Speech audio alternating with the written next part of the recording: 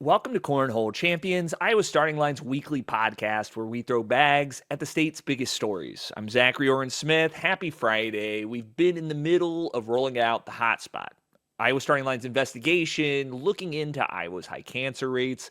While I was in the field reporting in Des Moines, I ran across Dr. Andrew Nish. Dr. Nish is the medical director of the John Stoddard Cancer Center and has been practicing interventional radiology in Iowa for over 3 decades. He's also developed a deep expertise in how lifestyle factors, particularly diet, exercise, and environmental exposure, influence cancer risk. What struck me about our conversation was his blunt assessment about what's driving Iowa's troubled cancer statistics. Politics and big money, he said without hesitation. In this wide-ranging conversation, Dr. Nish connects Iowa's high cancer rates to everything from agricultural practices and water quality to our drinking culture and lack of green spaces. He argues that the health of our land is directly tied to human health. This is a conversation about the complex web of exposures that influence cancer risk, the frustrating gap between what we know and what we act on, and why addressing cancer requires looking far beyond just individual choices to the systems and the policies that shape our environment. Here at the top, I'll say we had some technical difficulties recording the full conversation in the field. We're living, we're learning, so my apologies up front. And with that, let's get to the show.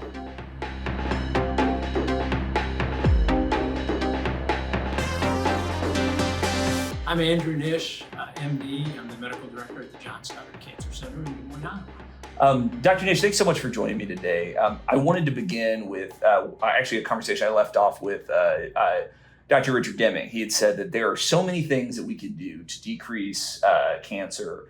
Something like 45% of cancers might be prevented if we did. Things like reduce the amount of drinking that we do. Reduce smoking, exercise, and eat well, right? I want to start, before we get into like the things that we could be doing, I want you to talk like more broad, bird's eye view. What is it that's preventing us from doing some of these things that we know would make a difference in the lives of patients? Politics and big money. Put it right out there. Why? Explain that. Why is that? Well, just let's use tobacco as an example. So we have known for 50, 60 years that tobacco is harmful. It causes cancer, cardiovascular disease. It's bad for developing babies, and et cetera, et cetera. It causes lung disease, and there's many, many diseases. Yet it took us 20, 30 years of investigation and finally got the tobacco industry to admit, yeah, cigarettes probably aren't so good for us. So there's a lot of politics involved. There's a lot of big money involved. There's a lot of deceit in not only advertising, but deceit in medical literature. And I say that meaning, who are the studies sponsored by? Mm-hmm. So you could have a study that looks at, let's say, tobacco, and they show, oh, there's no correlation with lung cancer. Well, let's look who sponsored that study. A guy named Philip, like maybe. Yeah, right. So we're dealing with, in our society, massive amounts of money that influence government regulation. There's regulatory capture. This is a phenomenon that I think in the state of Iowa, we're particularly, we talk about quite a bit, right? Particularly around pesticide regulation in the state.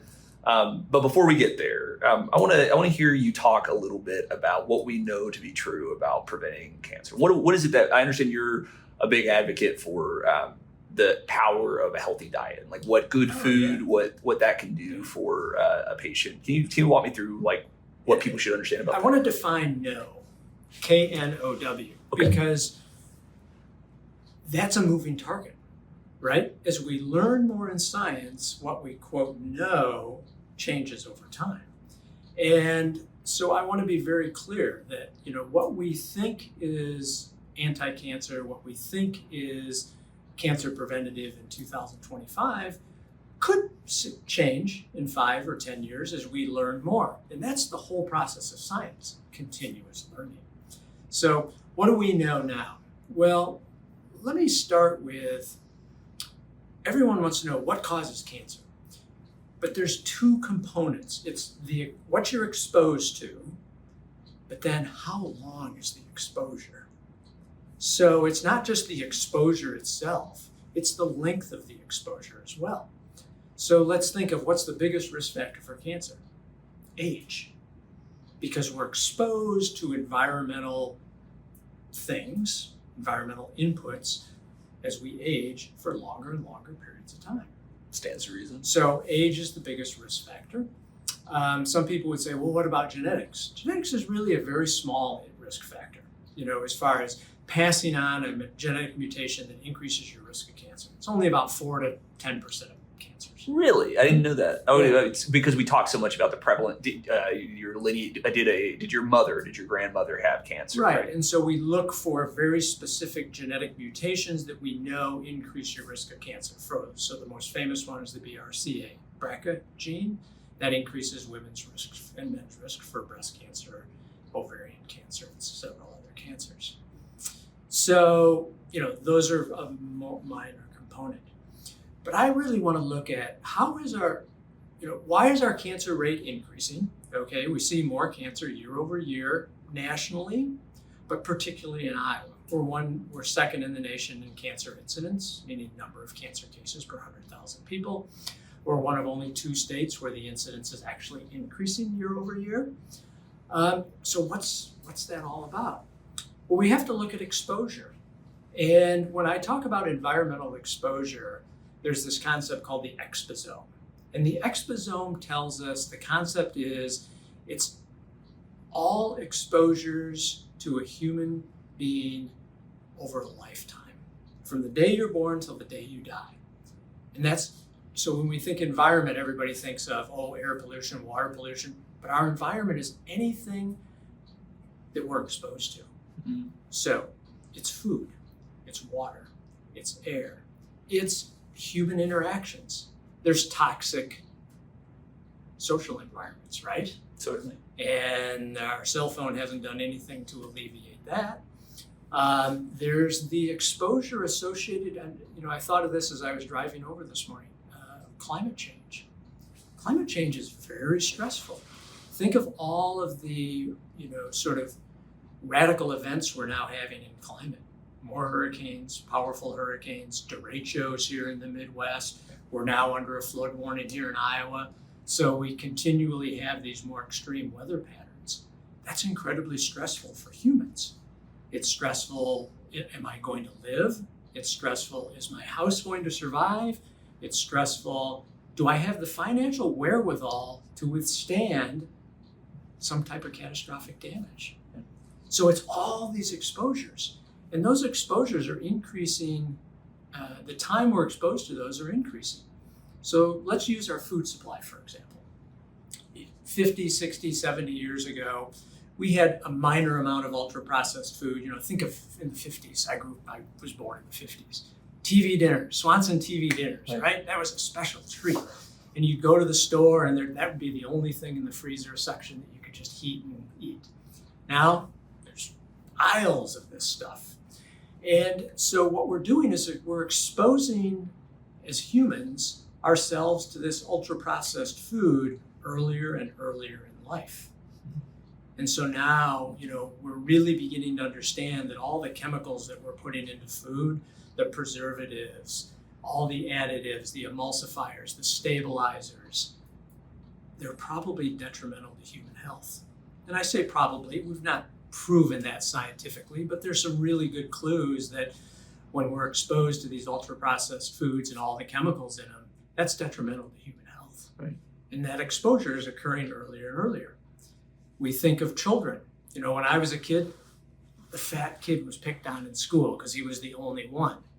Now we have many, many young children who are obese. So now they're exposed earlier in life to abnormal blood sugar levels, abnormal insulin levels, and those are all driving abnormal cellular growth. Right. The industry will always tell you that, we've never had a cheaper sources of protein. We've never had cheaper sources of carbohydrates, right? The industrial food system has done a lot, right, to lower the price of the cost of calories for families, right? And that's always in tension with movements in both ag and in I don't know, culture that would like to see more of a focus on nutrition. How do you think about these things, balancing these like competing values? Yeah, we can look at it from a national perspective. I like to look at it from a global perspective. So in the United States, the percent of income that goes to food is the lowest in the world. We spend about 6% of our disposable income on food. Wow. Yeah. That's a really jarring statistic. The world, and I believe that's still true. Yeah, I can look that up. The world average is, 12 to 16%. So we're getting cheap food, okay? But I wouldn't even call it food. For the most part, it's food-like substances. It's not food. You telling me the Swanson brownie isn't nutritious and good for me? Yeah. So here, industrial food, we take corn, soy, wheat, rice. Almost 70% of our food is made from like 5 different grains. And we deconstruct it, okay? So we take corn apart. We make high fructose corn syrup and all these different things. And then we put it back together with all these other additives. And we call it food, but it's not really food. Mm-hmm. Many of the ultra-processed foods, we have to add vitamins back, right? Oh, enriched with think Wonder Bread, enriched 12 ways, whatever it is. They're adding niacin and riboflavin. Here's another thing we're learning from science. And it's called the food matrix. So there's a concept called the food matrix. And the food matrix tells us that the closer to the whole of the plant or animal we eat, the more nutritious it is. So away from the leaf, is that what you're saying? Or whatever it is, it could be a leaf, okay, you're eating greens. It could be a root, you're eating carrots and root vegetables, any part of the plant.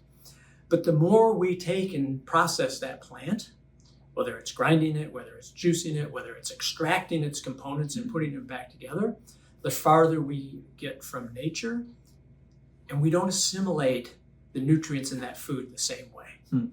So we lose nutrient value. So if I give you a beautiful basket of fruit and vegetables, and it's got all the vitamins and minerals you need, that's very different than if I gave you a pill that had the same vitamins and minerals. Right. The assimilation is different. The biggest difference is there are literally thousands of chemicals in plants. We call them phytonutrients. That's a broad category, and there's many, many different subcategories, anthocyanins and many different things. But each one of those has a role in not only providing health to our cells through antioxidants and things like that, but they also provide a source of nutrition for the 100 trillion bacteria, fungi, viruses, and something called archaea that live in our gut. And those are part of us. It's called the microbiome. Our gut has a microbiome, our skin has a microbiome, our sex organs have microbiomes. Literally everything in our body has a microbiome. And these are organisms that are symbiotic with us, and we couldn't live without them. And so the other problem with ultra-processing of food is we're really disrupting our microbiome. So our microbiome is no longer supporting our immune system and supporting our nervous system. And we're beginning to scratch the surface and understand the importance of that. And, we want to always try and manipulate something. Take this probiotic, take that probiotic, and we're not there yet. You, because I think you're doing it now, but like connect this kind of the ways that we are destabilizing our own immune systems through what we're eating to cancer, right? Sure. What we know to be true. We know that our immune system, as cancer develops from an abnormal cellular growth, well, it starts somewhere, right? Right. At a cell level. It divides. Our immune system is programmed to recognize self and non-self. So those cancer cells are non-self, but they're tricky suckers because they can mask themselves so our immune system misses them, particularly when they grow larger.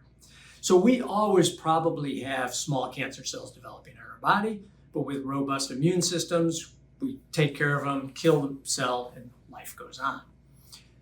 So how do we support our immune system? That's really kind of the key for cancer. How do we best support our immune system? And that's very, again, multifactorial. Starts with nutrition. So our largest external exposure is actually what we eat, because we have this gut that's connects with the outside, right? Begins in your mouth, comes out your anus. That's all exposed to the external by what we eat. So what we put in our bodies is extraordinarily important. And, we can talk about, well, processed industrial food costs less. There's a price for that. And that price is on the back end when we have disease. Yeah. So we can support our immune system through, as I tell my patients, if it didn't come from nature, don't eat it. Okay, Mother Nature. That cuts out a lot of food, though, Dr. Nish. That's But it exposes people to a wider variety of food. There's thousands of fruits and vegetables and nuts and seeds and spices and herbs, and we just have to get people to think a little bit differently. Yeah. And yes, it's less convenient, and yes, people need to cook a little bit, but that's so important as to what we're exposing our gut to. You mentioned Iowa's second fastest growing and second highest rate of cancer. We're talking about the 2025 Cancer Registry Report. And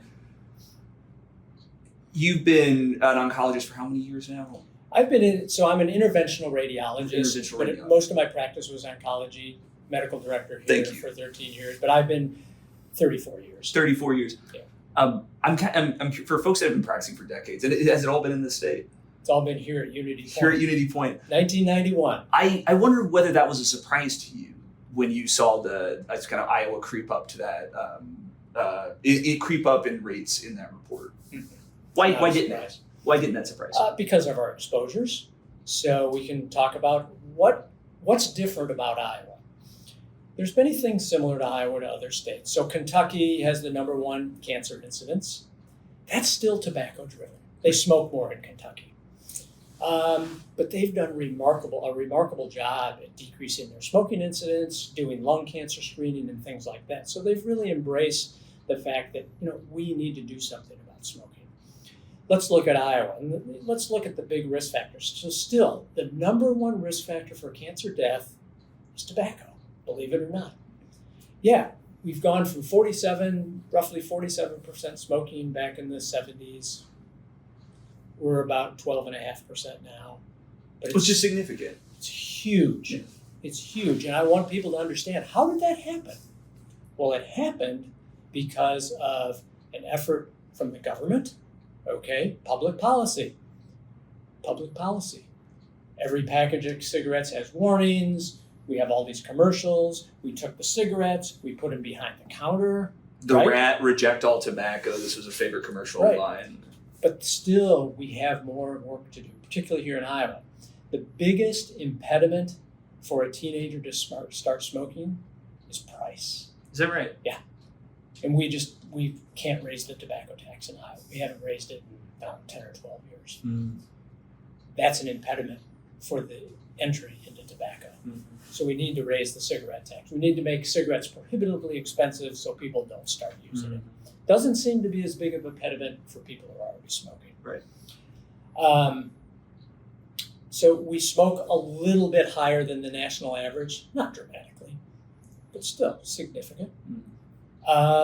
Everybody knows about Iowa's drinking problem, right? We are second in the nation in binge drinking. Binge drinking is defined as 4 or more drinks for women, 5 or more drinks for men at a single setting. Mm-hmm. I think it's like 22% of the population reports binge drinking. Yeah. I might be wrong on that. But what really startled me in that is the income. We broke it down by income. The highest rate of binge drinking is in people who make $100,000 to $200,000 a year. Oh, that's interesting. I would have expected it to be like a issue. You're saying that so folks with I'm saying it's not a socioeconomic issue. That's fascinating. Yeah. Why? Spin that out for me. Why? I think it goes back to college, to be honest with you. University of Iowa has been known as a giant drinking capital. It's a good time. It's a very good time. It's a good time, supposedly. In heaven, there is no beer. And, I don't know if it goes back to that, but that was really surprising to me as well. So we have a real drinking problem. There's many cancers associated with alcohol. Right. Cancers of the mouth, cancers of the throat, cancers of the esophagus, liver cancer, pancreas cancer, breast cancer. Right. Huge risk factor for breast cancer. So we need to drink less. Obesity and overweight. Okay, we know this is a risk factor for at least 13 different cancers. Mainly driven by, what's going on hormonally in our body. We have more inflammation with obesity, so inflammation suppresses our immune system, drives more cellular growth. We have higher insulin levels. Insulin is a hormone produced by our pancreas. Its main job is to take glucose, sugar, and put it into our cells so we can use it for energy. But its other main purpose is to enhance cellular growth. Is that right? Yeah, without insulin, our cells don't grow very well. So we all need insulin. Right. But it's a promoter of cellular growth. So when we have these high insulin levels because of obesity, overweight, and our diet, that drives cellular growth. There's some really good data looking at insulin levels in women with breast cancer. Higher their insulin levels, the more risk they have for recurrence. We don't move as exercise as much, so we don't get quite as much physical activity as other states. You look at states with low cancer rates. Utah, let's use Utah and Colorado, for example. They're outdoor states. Right. People are outside, they're hiking, they're doing stuff. We just don't have as much physical activity. You think that's driven, is it a cold weather state issue or is it a culture issue? I think it's both. Yeah. I think in the winter, certainly it's harder for people to get out.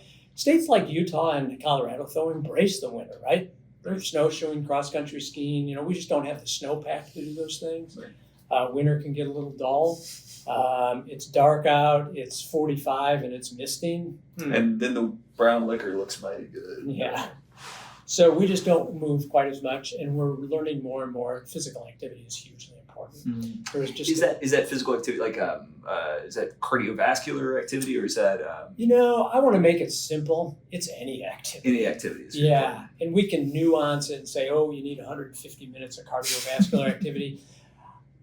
I really struggle with that because if I say somebody, you need to exercise 150 minutes a week, whether that's walking, cycling, swimming, I don't care, and the other 23 and a half every day you're sitting on your rear end, Right. It makes no difference. It's really about how do we move throughout our day. And so, what we're also learning is the longer we sit, the higher our risk for diabetes, obesity, heart disease, and even cancer. Sitting is deadly, actually. So I want my patients, if you have to sit at a desk, okay, I get it. Every 45 minutes, you need to be out of the chair, walking, do push-ups, wall sits. I don't care what you do, but you got to move. Right. And so incorporating movement into our daily lives is hugely important. And if you're an exerciser, find something you love to do and do it consistently. Yeah. So it's not about the weekend warrior who goes out and rides their bike for 3 hours and the rest of the week doing nothing. It's about, okay, let's break that down into 30 to 45 minute segments every day of the week. I want to go back to breast cancer and the cancer report because I had a question that I've been trying to mull over. There's and this was brought to my attention by the director of the cancer registry that there's this interesting. So in urban areas, according to the registry's numbers in 2025, breast cancer levels are much higher than they are in rural areas, right? Which I found interesting. Conversely, prostate cancers are much more prevalent in rural areas than urban areas. So did you talk to Mary about that? I talked to Mary Charlton about that. Yeah. We featured her conversation this morning on the podcast. Okay. Mary, super interesting point that she made. And I was trying to think what would be the answer here, right? And there's a little bit of research around some pesticides in the, I'm blanking on the American Agricultural Study. It's the study of Iowa and North Carolina couples that apply agrochemical. There's a little bit of evidence to support that prostate cancer is linked to pesticides, but as someone who it has much more grounding in this, how do you explain these kind of divergent patterns? We don't have a great explanation. I always wonder, particularly breast cancer. It's a very emotionally charged cancer. Certainly. And I think that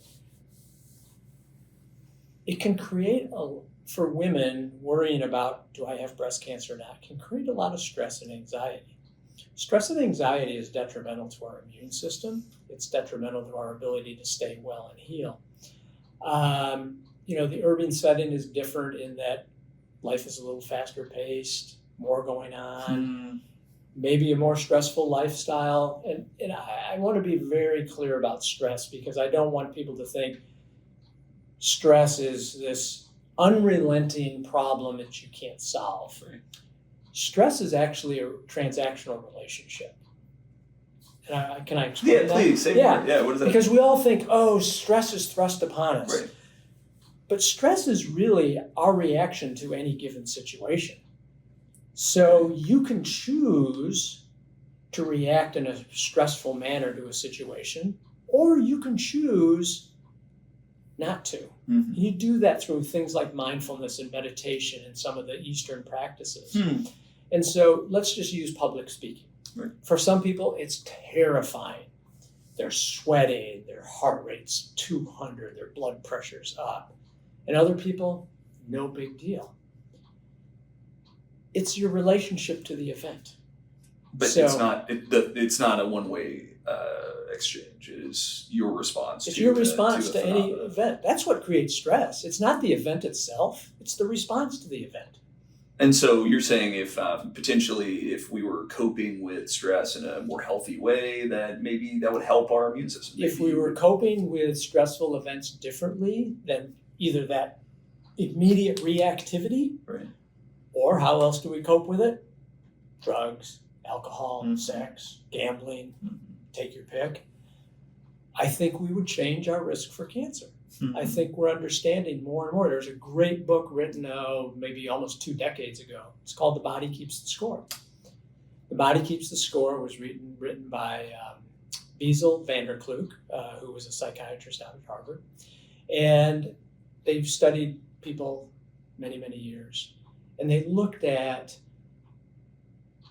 people who had a lot of stress and anxiety and depression and things like that. And what they found is there's a direct correlation with their physical disease, Of course. particularly with traumatic events. Because we have trauma, but then we don't really deal with the trauma. We cover it up. It ends up in our subconscious, and it tells us something about ourselves that may or may not be true. I'm not good enough. I was told I wasn't strong enough. I was told I wasn't smart enough. And those traumatic events, if not processed and dealt with, will lead to physical disease. And we live in a society that's just loaded with potential stress. Social media.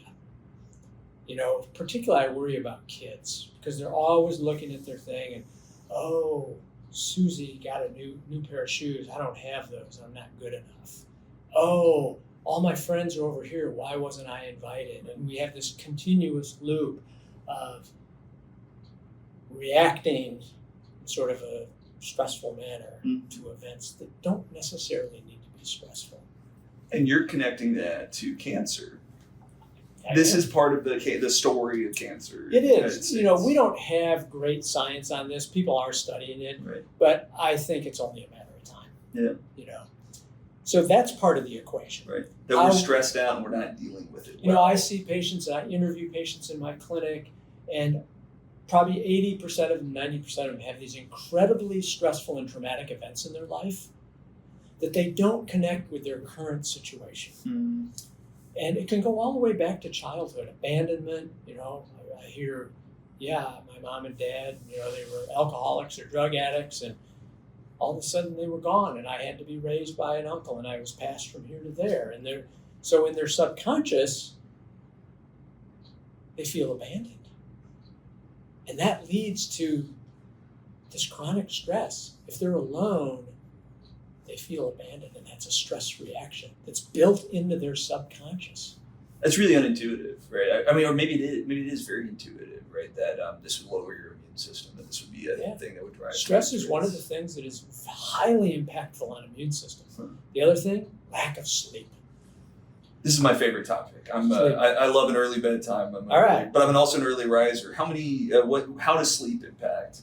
So there were some great experiments. University of Chicago's done a lot, but there was one great experiment where they took people and they gave them 7 to 8 hours of sleep, and they measured natural killer cells. So natural killer cells are kind of our first line of defense in our immune system. And then they took those same people and made them sleep, I think it was 5 to 6 hours, dropped their natural killer cell concentration by almost 40%. That's insane. Say a little bit. I don't know what a natural killer cell so is. it's we have all these different labels of cells in our immune system, and a natural killer cell is our first line of defense. You get a virus, these natural killer cells are going after the virus. Natural killer cells also go after tumor. And you're saying, and according to this Chicago study, this dropped 40%. And that's just like an hour of sleep. 2 hours of sleep. to 3 hours difference. Dropped 40% of Yeah. those. In less, I think it was 2 weeks or something, very quickly.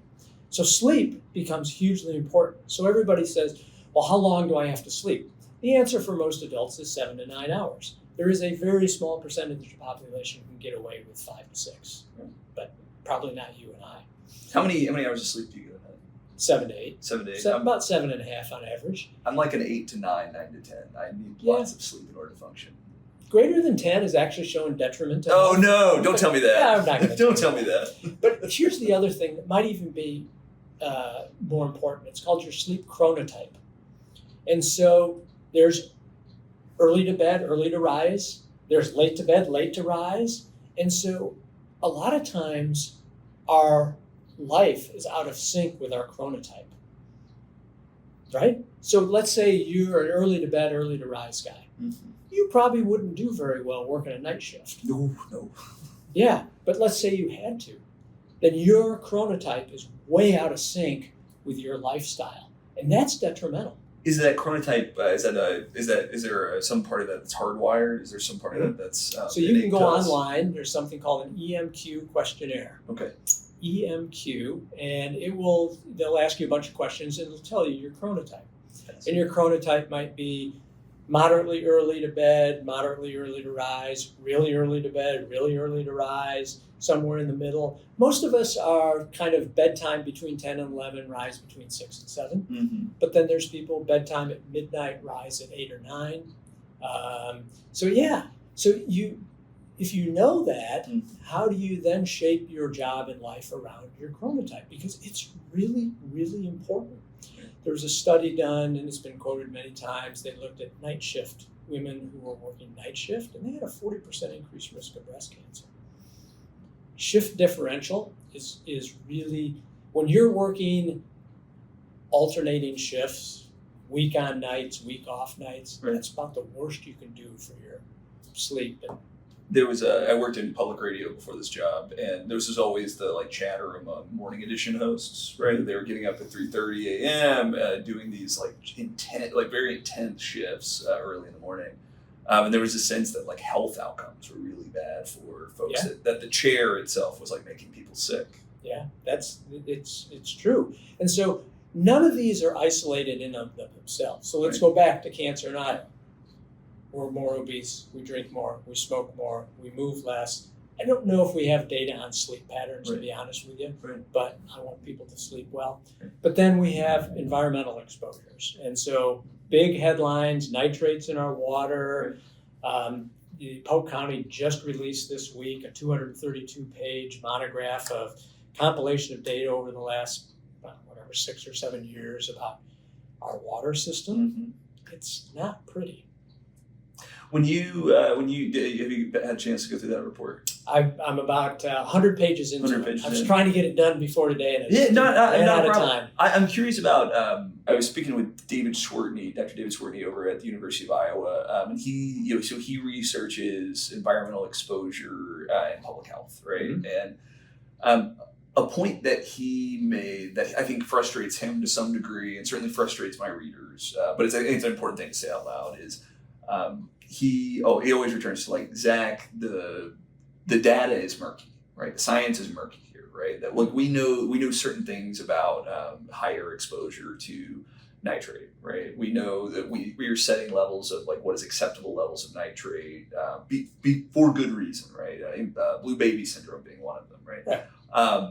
We also know that maybe our allowed levels currently are a little high based on some of the emerging science, but as we're trying to connect them to, everyone wants to connect their cancer diagnosis to, well, there was that 5-year period I was drinking well water that happened to have higher than normal nitrate or nearby dicamba usage or nearby glyphosate usage, right? Everyone wants like some sort of like pointy thing, but it's a little difficult, right, to like point to. You've done a really good job, I think, of narrating like a large spectrum of things that impact this. It's impossible to pinpoint it to a single chemical, a single nutrient.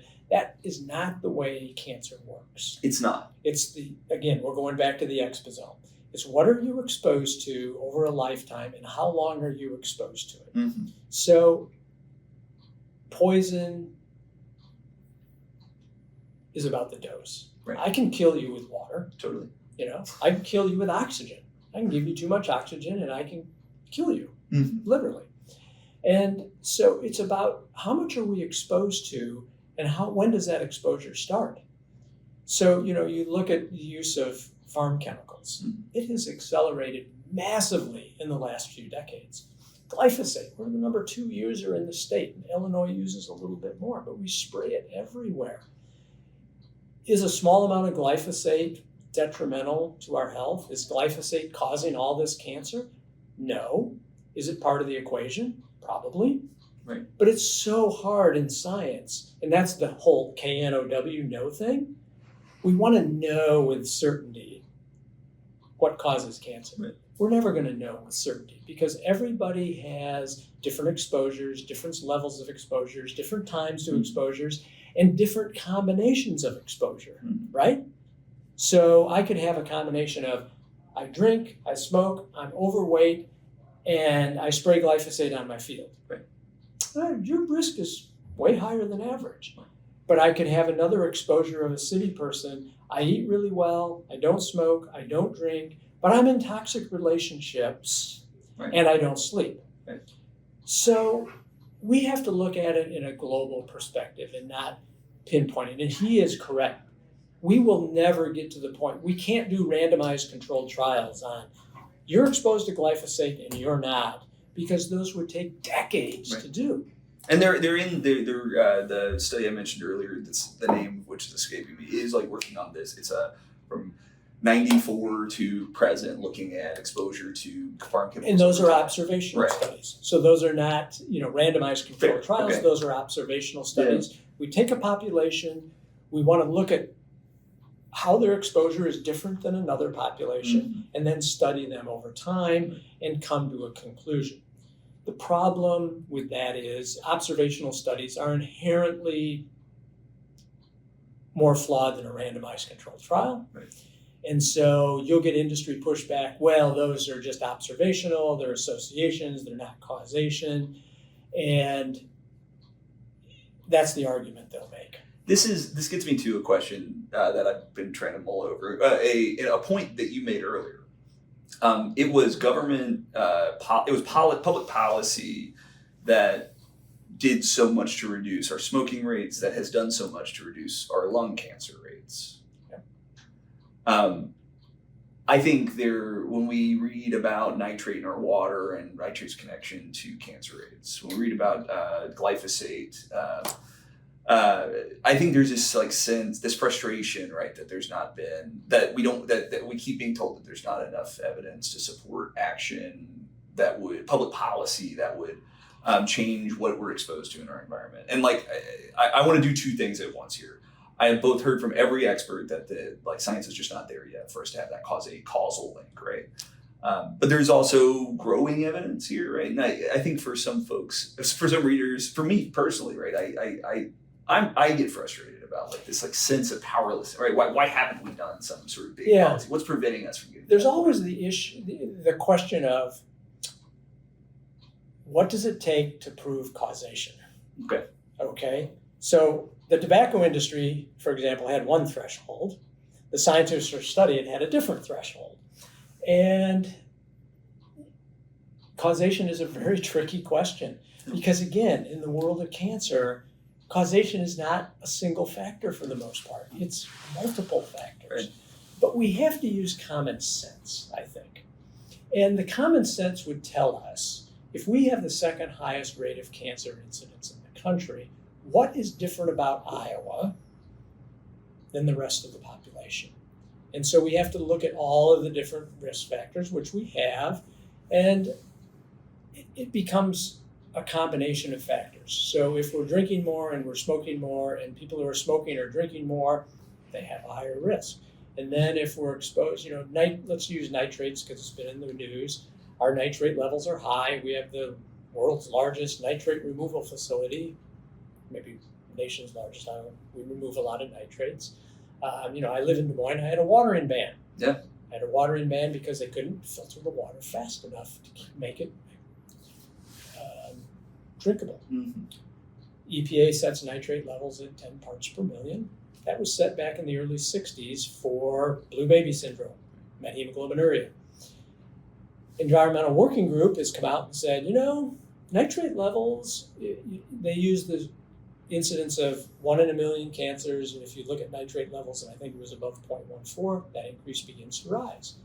That's a long way from 10. Right. Is that exact science? No, that's computational science. They've kind of made estimates, I suppose. But our nitrate levels are probably way too high. If my patients are wanting to reduce their risk, I ask them to put in reverse osmosis filtration in their drinking water. Right. Don't buy bottled water. Why not? Plastic. Oh, plastic. Oh my gosh. BPAs. Yeah, BPAs are lining of cans. Oh, so sorry. aluminum cans. So BPAs are what line aluminum cans, Okay. and cans you might buy green beans in and things. But microplastics, they're showing up everywhere in our body now. Right. There was just a report people with brain tumors had microplastics. Is that causation? No. No, it's correlation right now. But we got to cut down on plastic. Totally. And so that's not the answer. I think that, again, we go back to the politics and the money. Right. We are an agricultural driven state. There are huge financial powerhouses out there who don't want to see agriculture change. And there's, if you really read about how do we improve our water, let's use that as an example. Mm-hmm. You can put 30-foot buffer zones in, and that'll filter out about 70% of the junk in our fields, supposedly. Will they do that? Most, the argument is, if I put 30 feet in around a giant field, that's a lot of land. That's a lot of land I give up tilling or putting in crops. It's been a hard go. And crop prices are down. Yeah. And despite having the most productive fields we've ever had, it is a deeply difficult time in order to get break even. And you have all the hog confinements and all the manure that's spread out. And, Chris Jones, I don't know if you Chris Jones was featured next week's conversation. You're in good company. Swine Republic, he wrote the book, which was really a compilation of a lot of essays that he wrote. But the one that stuck with me is, if you look at our hog population and you equate that to a human population and the amount of waste, we'd have a population in Iowa of 83 million people or something. Yet, if you had 83 million people, you'd be expected to run that waste through a sanitation system. But now we have the number of hogs, we just pour it on the land. And it rarely stays on that land. Yeah, so, I think there's just enormous agricultural problems in this state. My son makes fun of us because he lives in Idaho, and I've been whitewater rafting many times. We just dip our cups in the rivers, and we put in an iodine tablet to kill any microorganisms and then drink it. There's no nitrates in their water. There's no pesticides in their water. There are microorganisms, Giardia and things, so you kill it with an iodine tablet and drink it. What a concept. So it's, and we have to think about this from the perspective of industry and people moving to Iowa. From a medical, it's hard to recruit to Iowa right now for multiple reasons. The whole right to life abortion thing makes OBGYN very difficult. People want recreation. We have the whole water trails project going on, but do we really want to put people in that water? It's a great question. I would argue no. And so we have to think, we want to drive. There was a report in the newspaper, I don't know how long ago, we were almost dead last in the nation in economic development. Our economy contracted in the first quarter of this year. Yeah, and so why is that? I think it's directly linked to our physical environment. The other thing about our physical environment, and this is, again, relates to cancer, where do we have green spaces that people can go into nature and enjoy nature? We're second last in the nation in open green space. Mm-hmm. I think it's Kansas has less. And that's a big deal. You go out west and you go to, my son lives in Idaho. They're I think, second in the nation in public green space. Almost 67% of their land is protected. And that's a big deal because we know that when people are in nature, when people interact with nature, whether it's trees or meadows or wetlands, that has a very healing effect. It lowers our blood pressure, it lowers our heart rate, it improves our immune system. So we don't have great exposure to open public spaces. We all know about the tobacco and the alcohol and obesity. Let's put that aside. I think we should look even deeper into what do we do? The health of our land, the health of our earth is directly related to human health. I have no doubts about that. How we treat our land directly relates to what happens to us. That was another episode of Cornhole Champions. If you have questions, please send them to zach@iowastartingline.com and be sure to include where in the state you're writing from. We're an audio medium, so send us a voice memo if you're brave. Keep questions to just under 90 seconds, please. We'd love to hear from you. While you can watch Cornhole Champions wherever you listen to podcasts, the best place is to subscribe to our YouTube. That's youtube.com/iowastartingline. Like and subscribe and help us grow this platform. The best place to follow my work and every twist and turn of this show is the Substack newsletter. Give me a follow at cornholechampions.substack.com. We are also on Instagram and TikTok with clips from this show and with videos of all of our staff thinking through the stories of the day. Give us a follow, and if you like the show, I think you'll like what you find there. Last, Iowa Starting Line's flagship newsletter is a tremendous resource of stories and insight on what's happening in our state today. Subscribe to it at iowastartingline.com/newsletter. I don't think you'll be sorry. Cornhole Champions is a weekly podcast powered by Iowa Starting Line. This podcast is produced by me and edited by Rebecca Steinberg. Our music is by Avery Mossman. And our show art is from Desiree Tapia. Cornhole Champions is a proud member of the Iowa Writers Collaborative. We'll see you with a new episode next Wednesday. Until then, I'm Zachary Oren Smith. Thanks for listening.